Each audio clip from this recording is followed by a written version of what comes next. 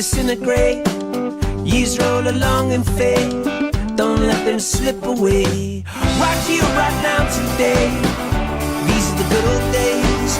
Right here, right now, today. Hey, these are the good old days.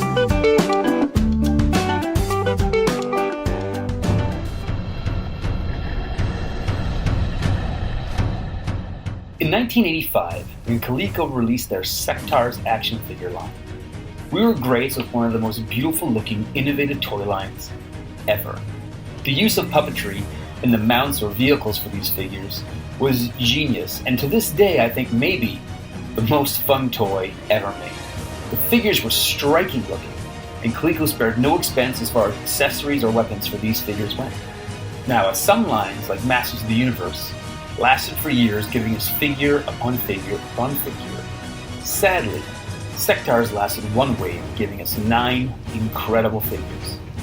Now, these figures are not hard to acquire on the aftermarket, and they're not super expensive, and they're very fun to collect.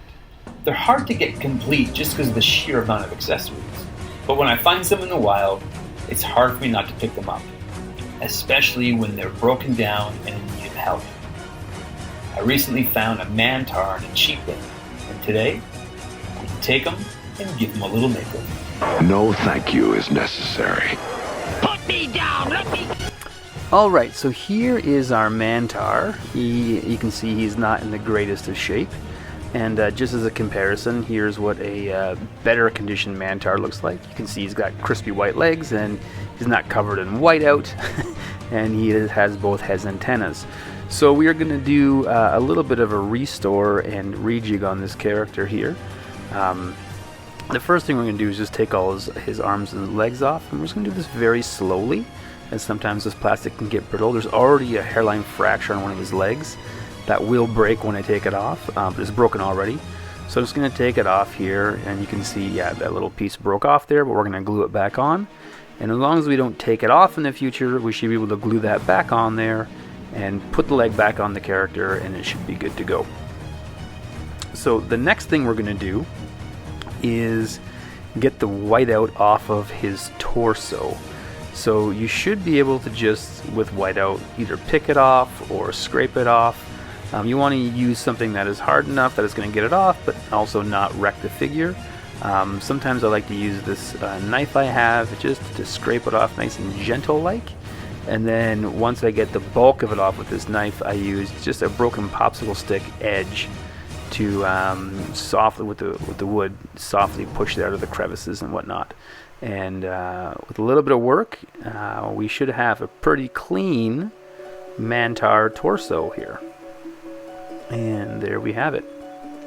Now, the next thing here is we're going to glue this leg back together, just using crazy glue. There's enough purchase on it, because it broke clean, that it should hold together nicely. And as long as, again, we don't pull it off of the figure, it shouldn't be an issue. So I'm just going to apply some crazy glue, like a good healthy amount, and we're going to set that other piece in there and then let it dry, and we should be good. That should be strong enough to put it back on the figure. Again, if you take it off, just with the nature of how the physics will work, it'll probably break, but putting it on shouldn't be an issue.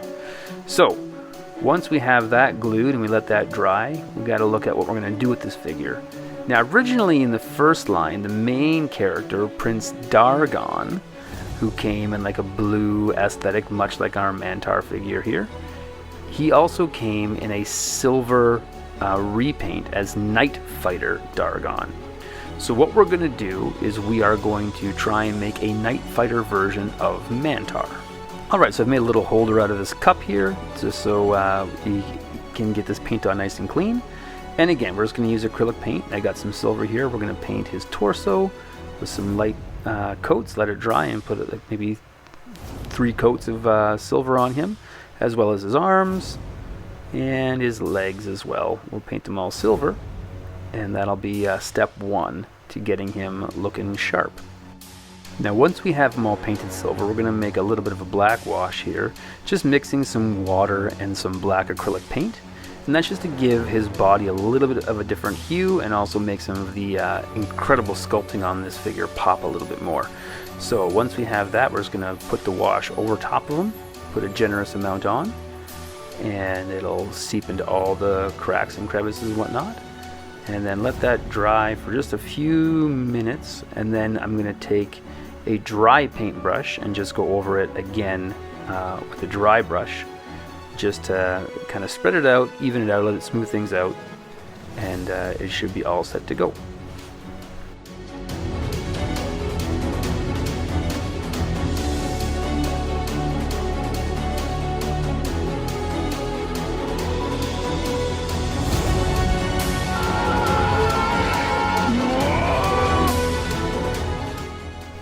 Alright, now that he's all dry and looking real sharp, I must say, we are just going to reattach his legs and arms by snapping them in place.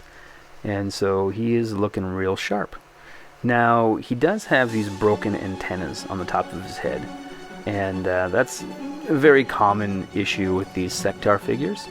So they just plug in, and so what I'm going to do though is actually cut this one off flush with his forehead so that I can glue my new 3D printed antenna onto his forehead. So I'm going to cut them off so there's a nice so there isn't a gaping hole in the top of his head to fill with a peg the right size. Just going to again cut it off nice and flush, and then I'm going to print some new antennas and then just glue them onto his forehead. That's the plan anyways. So the next step, of course, would be to go into our 3D space and design up some antennas. Alright, and once we get into our 3D space here, we just kind of manipulate some shapes until we get kind of what we're looking for, and get the sizing right. These are going to be about 1.5 inches long when we're all said and done, and we just print them off, and when these are printed off, they actually look pretty good. So we're just going to glue those onto his forehead there with a little bit of this crazy glue. And once we do that, he is going to be just about done. Perfect. Yeah, that looks really good. I'm happy with the way that turned out. The last thing is the Sectaurs had all kinds of like holsters and bandoliers and whatnot, but Night Fighting Dargon just had 1 or 2 little ones around his feet. I guess they're more stealth that way. So I found one in my parts bin, and we're just going to give one to Mantor here, because I think that's what the night fight armor would look like. And once we get that on, I think he is ready for the shelf.